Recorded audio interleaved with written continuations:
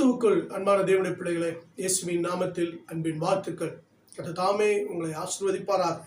இன்று நம்முடைய தியானத்துக்கு ஆதாரமாய் ஏசாயா என்ற புஸ்தகம் 43ஆம் அதிகாரத்தில் 19ஆம் வசனத்தை வாசிக்கிறேன். இதோ நான் புதிய காரியத்தை செய்கிறேன், இப்பொழுதோ அது தோன்றும், நீங்கள் அதை அறியீர்களா? நான் வனாந்திரத்தில் வழியும் அவாந்திர வழியிலே ஆறுகளை உண்டாக்குவேன் என்று சொன்னேன். என் அன்பு தேவனுடைய பிள்ளைகளே, தேவன் இங்க ஒரு காரியத்தை செய்கிறார். தம்முடைய ஜனத்திற்காக, தம்முடைய பிள்ளைகளுக்காக ஒரு புதிய காரியத்தை செய்கிறார். தம்முடைய ஜனங்கள் எதிர்பார்க்காத ஒரு அற்புதத்தை, ஒரு அதிசயத்தை தேவன் இங்க செய்கிறார். ஜனங்கள் நினைத்ததை விட, தம்முடைய பிள்ளைகள் விரும்புகிறதை விட தேவன் செய்கிறது அது மகத்தானதா இருக்கிறது. நம்முடைய வாழ்க்கையில எண்ணி முடியாதத காரியங்களை அவர் செய்யக்கூடியதாய் இருக்கிறது. இங்க பாருங்கள், அவர் சொல்லுகிறார், நான் புதிய காரியத்தை செய்கிறேன், ஆகினால் பழையவைகள், முந்தினவைகள், உங்கள் வாழ்க்கையில் நீங்கள் அனுபவித்தவைகள், இவைகள் எல்லாம் முடிந்து போகிறது. ஒரு புதிய ஆரம்பத்தை, ஒரு புதிய துவக்கத்தை உங்கள் வாழ்க்கையில நான் உண்டாக்க போகிறேன். அது என்னவென்றால், நீங்கள் அதை அறியீர்களா? நீங்கள் அறிந்து கொள்ளத்தக்கதான நான் ஒன்று செய்ய போகிறேன். என்னவென்றால், நான் வனாந்திரத்தில் வழியும் அவாந்திர வழியிலே ஆறுகளை உண்டாக்குவேன். ஆமாங்க, நம்முடைய ஆண்டவர் வனாந்திரத்தில் வழியை உண்டாக்குறவர், வனாந்திரத்தையே செழிப்பாக்குறவருங்க. 35 ஏசாயா 35:1 சொல்லுவோம், வனாந்திரமும் வறண்ட நிலமும் மகிழ்ந்து கருவெளி கழித்து புஷ்பத்தை போல செழிக்குமா, அது மிகுதியாய் செழித்து பூரித்து ஆனந்த கழிப்புடன் பாடும் என்று சொல்லப்பட்டிருக்கிறது. வனாந்திரத்தையே செழிப்பாக்குற, வனாந்திரத்திலே வழி உண்டாக்குற அவர் சொல்றார் பாருங்க, வனாந்திரத்திலே வழியும் அவாந்திர வழிகளை ஆறுகளையும் உண்டாக்குவாராம். அவர் ஒரு புதிய காரியத்தை அவர் செய்கிறவருங்க. அவரால் செய்யக்கூடாத காரியம் ஒன்றுமே கிடையாது. ஆமென். ஆதியாகம புஸ்தகத்துல 21ஆம் அதிகாரத்தை நாம் வாசிக்கும் பொழுது பாருங்கள், அங்க சொல்லப்பட்டிருக்கிறது, அவள் புறப்பட்டு போய் பேர்சோபா வனாந்திரத்திலே அலைந்து திரிந்தாள். துருத்தில் இருந்த தண்ணீர் செலவழிந்த பின்பு அவள் பிள்ளை ஒரு செடியின் கீழ் விட்டு, பிள்ளை சாகிறதை நான் பார்க்க மாட்டேன் என்று சொல்லி அம்பையும் தூரத்தில் போய் உட்கார்ந்து சத்தமிட்டு அழுதாளாம். தேவன் வனாந்திரத்துல ஒரு காரியத்தை செய்கிறாங்க. அலைந்து திரிந்து கொண்டிருந்த ஆகாருக்கு தேவன் அற்புதத்தை செய்தார். அலைந்து திரிந்து கொண்டிருந்த ஆகாருக்கு தேவன் அவருடைய உதவியின் கரத்தை நீட்டினார். பாருங்கள், பிள்ளை சாகிறதை பார்க்க மாட்டேன் என்று சொன்ன ஆகார், எல்லாராலும் கைவிடப்பட்ட ஆகார், இங்கே வேதம் சொல்லப்பட்டிருக்கிறது, தேவன் அவரோடு கூட இருந்தார். அவருடைய சத்தத்தை கேட்டார், பிள்ளையின் சத்தத்தை கேட்டார், ஆகாரின் அழுகுரலை கேட்டார். கர்த்தர் இறங்கி வந்தாருங்க. வந்து வனாந்திரத்துல அவர்களுக்கு ஒரு துறவை உண்டாக்கினார். ஆபிரகாம் கொடுத்தது ஒரு துருத்தி, தேவன் கொடுத்தது ஒரு துறவு. பாருங்கள், துறவை கொடுத்தார், ஆசீர்வாதத்தை கொடுத்தார், எதிர்காலத்தை கொடுத்தார், ஒரு புதிய திட்டத்தை கொடுத்தார். அவருடைய எதிர்காலத்தை அற்புதமாய் கர்த்தர் மாற்றினார். எஸ், வனாந்திரத்திலே வழி உண்டு பண்ணுகிற ஆண்டவர், அவாந்திர வழியிலே ஆறுகளை உண்டு பண்ணுகிற ஆண்டவர். தேவனால் கூடாத காரியம் ஒன்றுமே இல்லைங்க. யாத்திராமேன புஸ்தகம் 14ஆம் அதிகாரத்திலே நாம் வாசிக்கும் போது சொல்லப்பட்டிருக்க போது, பார்வோன் அவர்கள் தேசத்திலே திகைத்து திரிகிறார்கள், வனாந்திரம் அவர்களை அடைத்து போட்டது என்று சொல்லுவார்கள். அப்போ பார்வோன் அவர்களை பின்தொடர்ந்து வர, அவர்களை மறுபடியும் அடிமைப்படுத்த ஆண்டவர் மகிமைப்பட வேண்டும் என்று விரும்புகிறார்.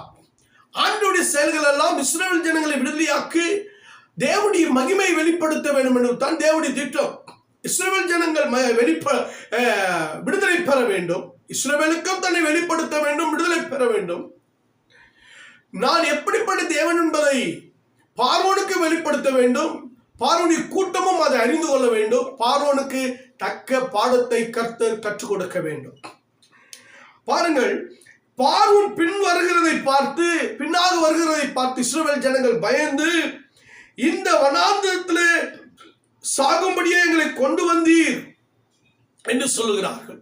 சாகும்படிக்கா எங்களை கொண்டு வந்தீர், இந்த வனாந்திரத்தில் எங்கள் வாழ்க்கை முடிய போகிறது, நாங்கள் சாக போகிறோம், எங்களை பார்வோன் முழுவதும் அழிக்க போகிறான் என்று சொல்லி பயந்து புலம்பி அழுத ஜனங்கள், கூக்குரிட்ட ஜனங்களுக்கு தேவன் சொன்ன வார்த்தை என்ன தெரியுமா? பயப்படாதிருங்கள், இன்று காண்கிற எகிப்தினை இனி நீங்கள் காண மாட்டீர்கள், கர்த்தர் உங்களுக்கு யுத்தம் பண்ணுவார். ஆமென், ஹல்லேலூயா. வனாந்தரத்திலே வழியை உண்டாக்குற கர்த்தர், சிவந்த சமுத்திரத்தை இரண்டாய் கர்த்தர் பிளந்தாருங்க. பாருங்க, இஸ்ரவேல் ஜனங்களுக்காய் குழப்பமான சூழ்நிலையில என்ன பண்ணுவதென்று தெரியாத நிலையில, எங்கு போவதென்று தெரியாத, முடிவெடுக்க முடியாத நிலையில, வாழ்க்கையில பிரச்சனையை பாருங்கள், பெரிய பிரச்சனை அவளை தேடி வந்து கொண்டிருக்கிறது. வாழ்க்கை முடிய போகிறது என்ற நிலையில தேவன் சொல்லுகிறார், பயப்படாதே. இன்று காண்கிற எகிப்தியனை, இன்று காண்கிற அடிமைதனத்தை, இன்று காண்கிற பயத்தை, இன்று காண்கிற சோதனைகளை, போராட்டங்களை, துன்பங்களை, துக்கங்களை இனி நீ காண மாட்டாய். நிந்தைகள், அவமானங்கள் எல்லாம் இனி காண மாட்டாய். கர்த்தர் உனக்காக ஒரு வழி திறப்பா. ஒரு புது வழி செஞ்சாருங்க ஆண்டவர். சிவந்த சமுத்திரத்தை இரண்டாக பிளந்தார். மோசேயுடைய கரத்துல இருந்து கோல் நீட்டினதுமே அது இரண்டாக பிளந்தது. இஸ்ரவேல் ஜனங்கள் கடந்து போனார்கள், எகிப்தியர் அழிந்து போனார்கள். அதுல தேவன் ஒரு காரியத்தை செய்வாருங்க.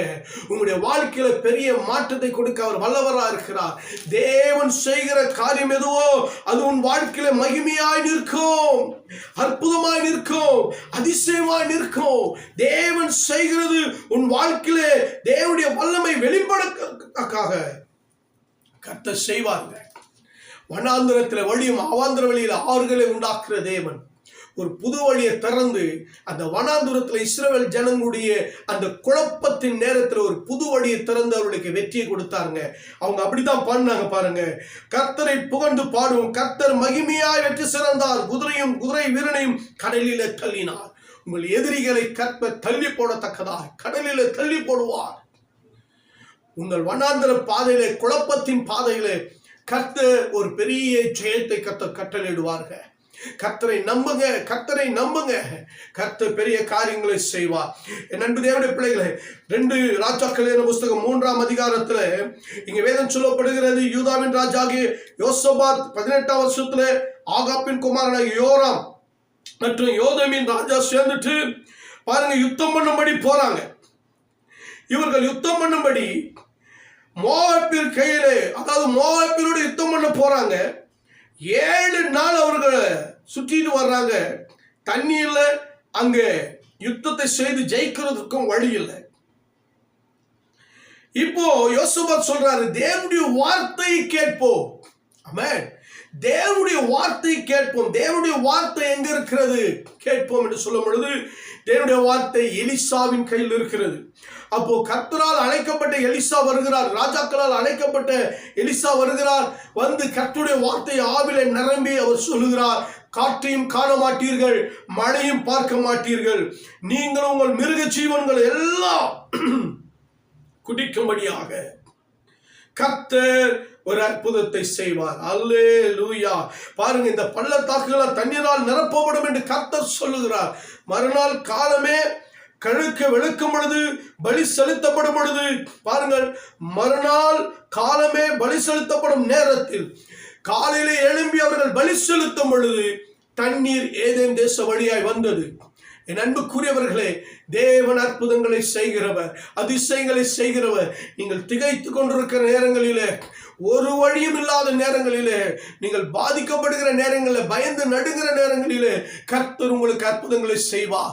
என் தேவன் உங்களுக்கு அற்புதங்களை செய்வார். காற்றையும் காண மாட்டீர்கள், மழையும் பார்க்க மாட்டீர்கள், ஆனால் உங்கள் பள்ளத்தாக்குகள் நிரப்பப்படும், உங்கள் பிசினஸ்கள் நிரப்பப்படும், உங்களுடைய வாழ்க்கை நிரப்பப்படும், உங்கள் ஊழியங்கள் நிரப்பப்படும். கர்த்தர் ஒரு புது வழியை திறப்பாரு, ஒரு அற்புதத்தை செய்வாரு. தேவனால் கூடாத காரியம் ஒன்றுமே இல்லை. உங்கள் கண்ணீருக்கு பதில் செய்வார்கள். இதோ நான் புதிய காரியத்தை செய்கிறேன். வனாந்திரத்திலே வழியும் அவாந்திர வெளியிலே ஆறுகளை உண்டாக்குறவர். நிச்சயம் உங்கள் வாழ்க்கையில் ஒரு புதிய மாற்றம் உண்டாகும்.